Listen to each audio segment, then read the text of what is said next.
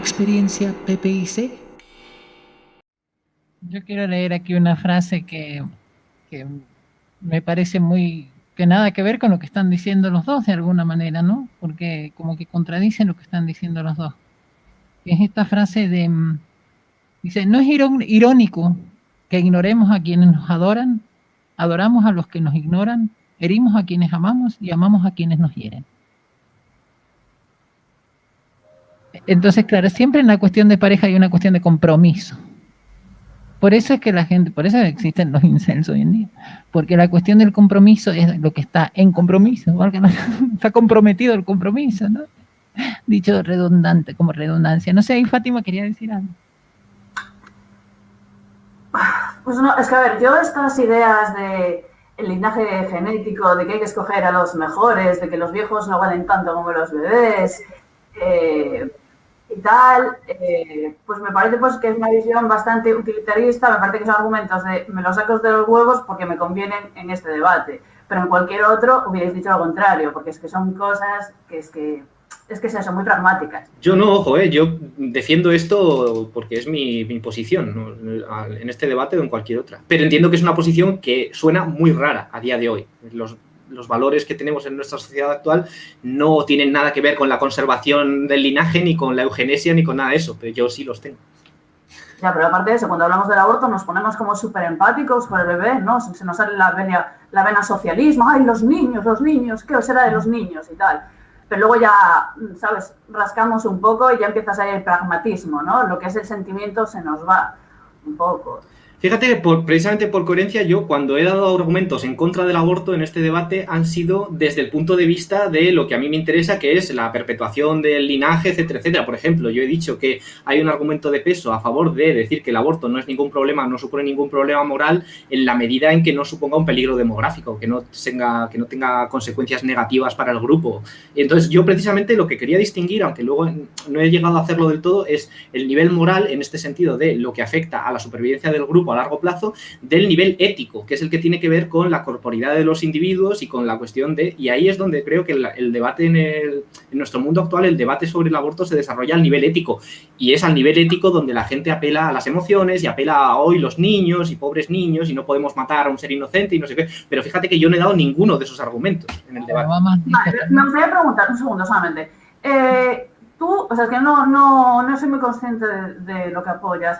Tú aceptas lo que es la función social de la propiedad en cualquier otro caso. Tú aceptas pues que la gente pues se le expropie en tierras o que se paguen tributos, ese tipo de casos. Tú aceptas impuestos. Primero, matizo que yo es que no me he posicionado en contra del aborto. He dado argumentos que se pueden dar... pero has usado el argumento de si hay falta demográfica, pues entonces lo que es te expropia la soberanía de tu cuerpo, en lo que es en favor de la colectividad, la sociedad, el linaje, como quieras llamar, en favor del colectivo. Ahí no tienes problemas en sacar al individuo para dárselo al colectivo. Entonces mi pregunta ¿es solamente en este caso o aceptas que la función social de la propiedad sea expropiada o que los derechos individuales sean violados en otros casos también? Sí, yo soy colectivista, yo acepto que los derechos individuales pueden ser violados cuando es por la supervivencia del grupo. Ojo, no me voy al extremo de decir, en cualquier caso podemos expropiarte la casa o expropiarte al hijo o expropiarte lo que sea porque conviene al grupo. Ojo, solo en casos muy...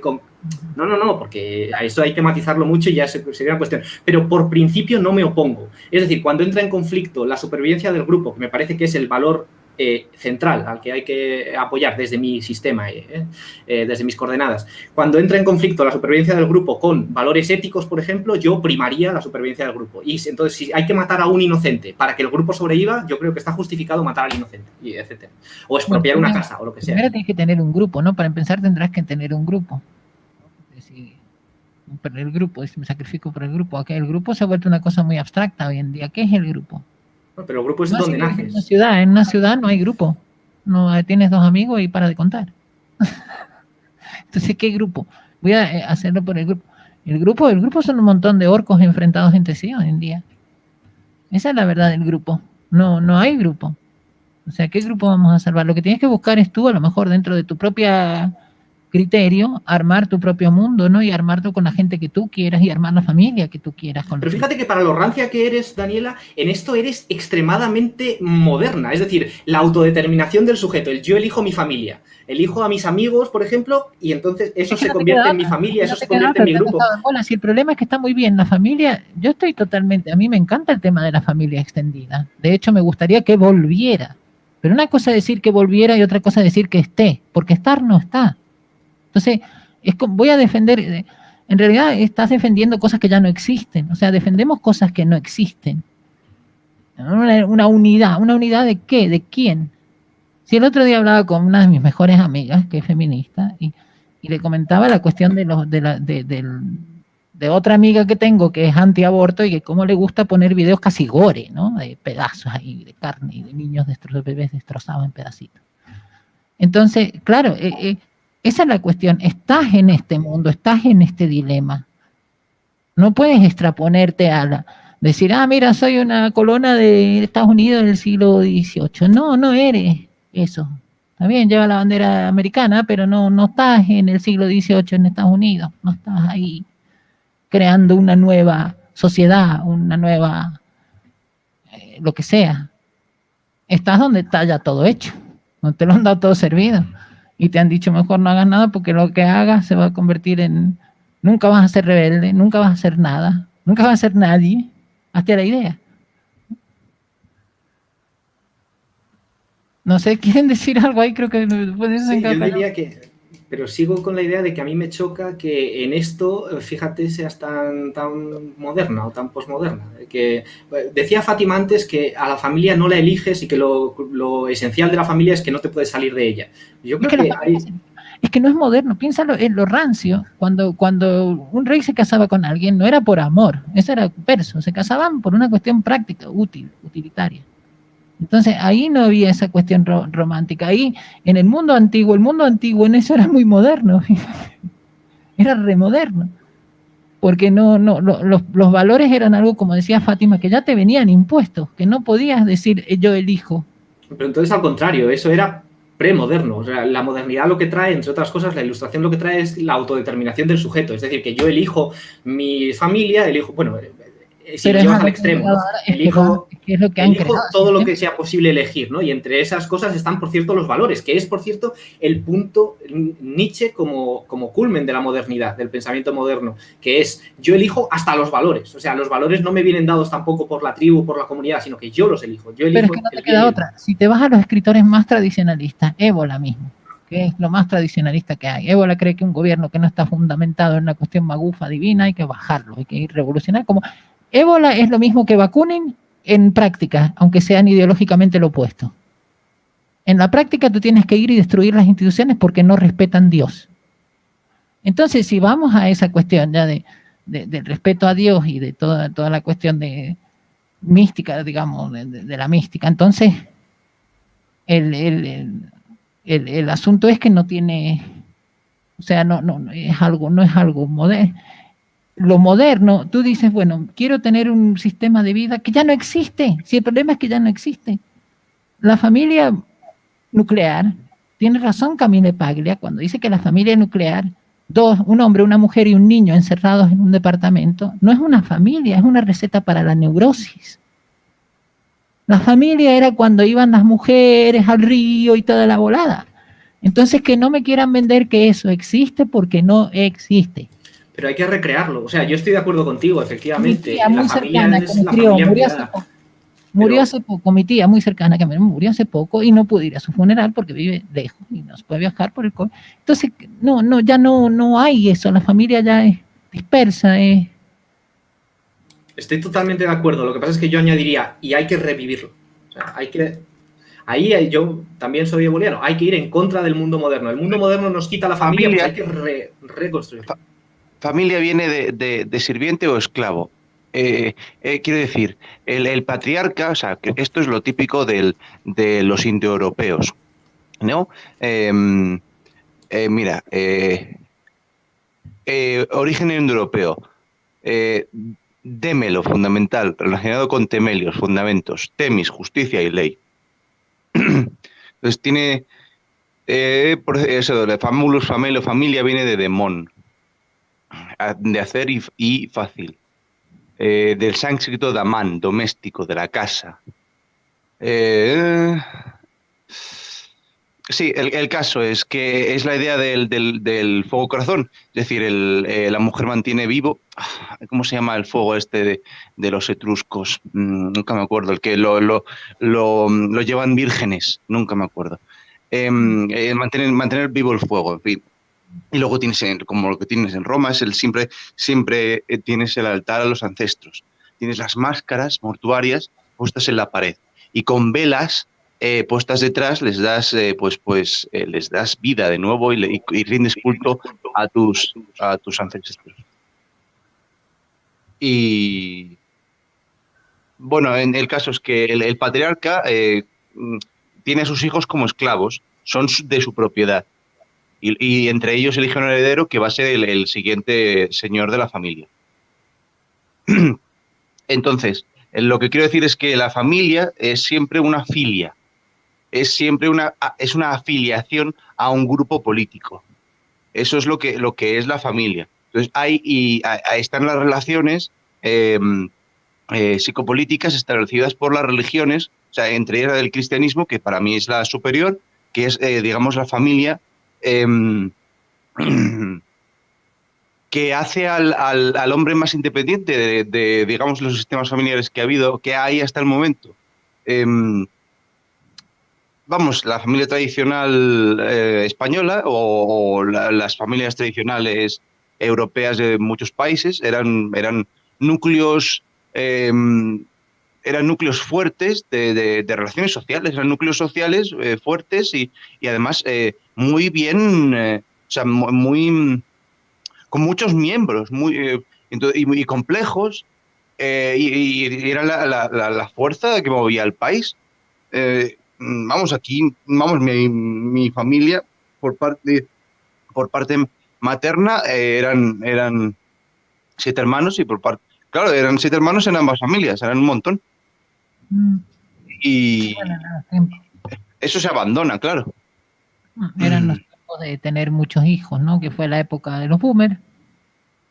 Pero a los boomers le tocó vivir otra época también. Los boomers tuvieron, que yo siempre lo discuto y mucha gente me lo discute, muchos liberales, fíjate que los liberales a veces tienen muchas contradicciones, muchos libertarios, muchas cosas. Lo discutía con Francisco. Que la gente en España en esa época, en los años 60, prosperaban, podían tener 5 o 10 hijos, llegaban, como yo sé casos que llegaban, a lo mejor alguien de pueblo llegaba a Madrid y le decía, mira, aquí hay un bar, ¿lo quieres tomar así para trabajarlo? Y se lo daban, ¿no? Después esos bares terminan valiendo 20 millones de euros, o 100 millones de euros, no sé. Entonces, claro, ahí es donde está el asunto. O sea, el asunto es ese, el asunto es las oportunidades que tuvieron los boomers y por ello, la cuestión de que podían permitirse el lujo de tener más hijos. El problema también es un problema económico y social, ¿no? La res familia, ¿no? La res familiaris, y sobre la res familiaris, la res pública. Me encantó esto de Bruno y Librepensadores también, que si ya estamos muertos o no estamos muertos, ¿no? O estamos por morir o estamos muertos. ¿Cómo estamos como humanidad? ¿Estamos por morir o estamos muertos? Porque también está ese cuento de Borges, del teólogo en la muerte, que el tipo muere pero sigue viendo las cosas como si siguiera vivo.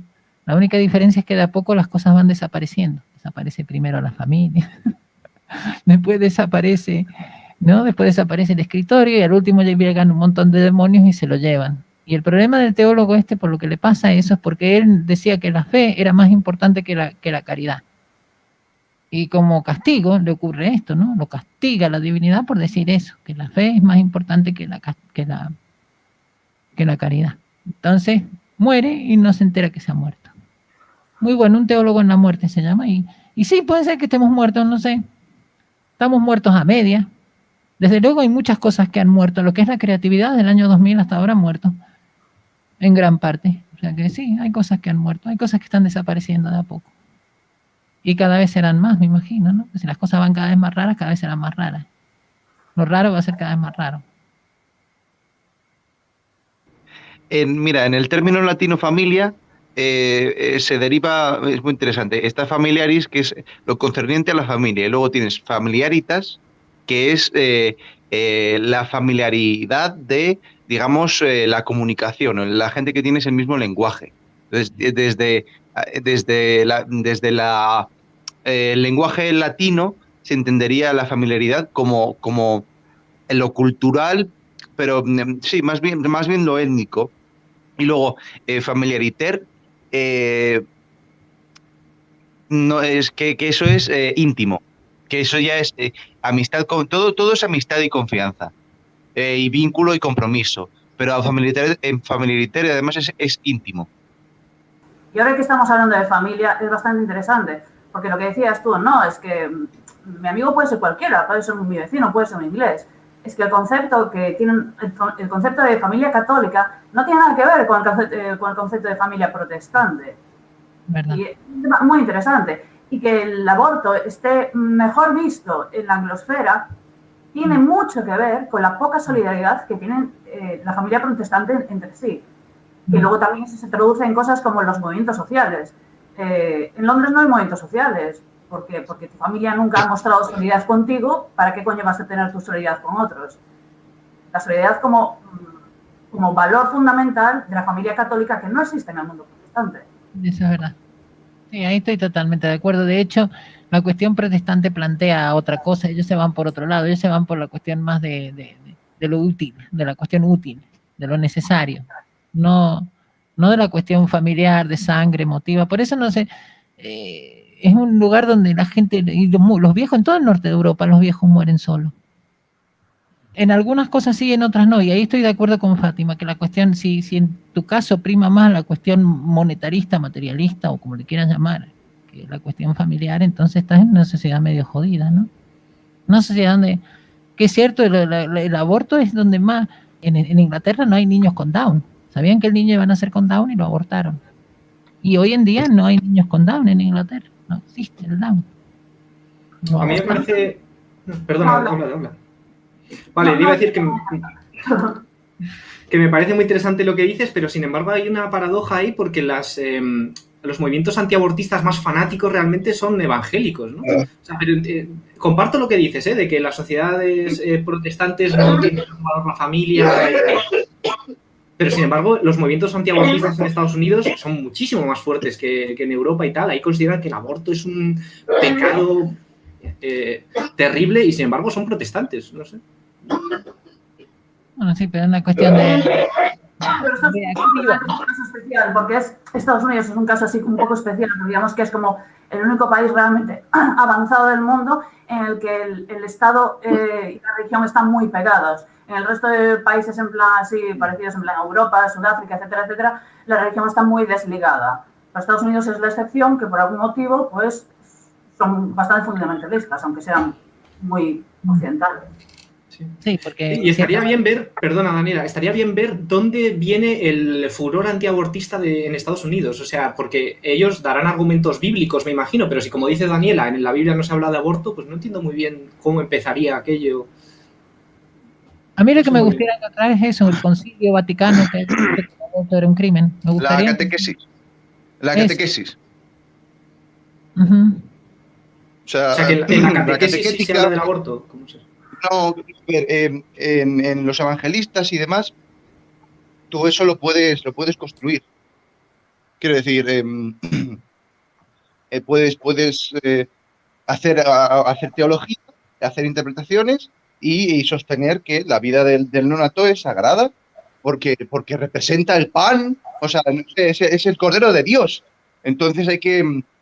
es el mismo Dios en el sentido bíblico. Entonces, no puedes, bueno, no, claro, sería como poner a Cristo a la cruz y volver a matarlo.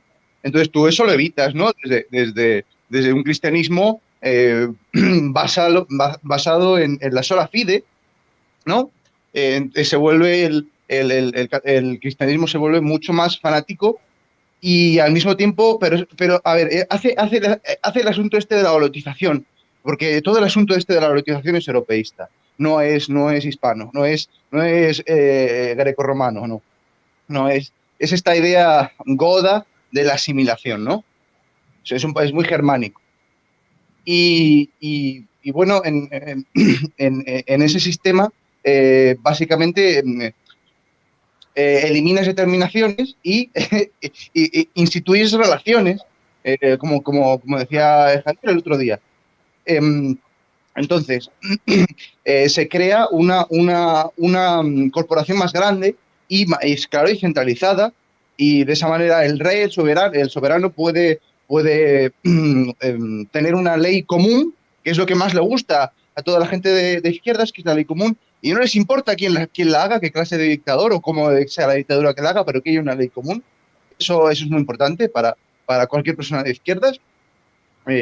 Y está muy relacionada con la soberanía del pueblo, porque de nuevo el rey, que a través de una constitución y de un parlamento que tiene una representación y unos mecanismos y un proceso democrático, pues es el representante auténtico y no de forma metafísica ni nada de ese pueblo, ¿no?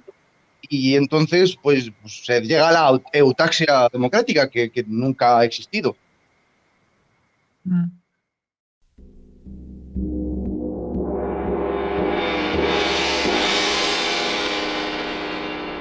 Experiencia PPIC.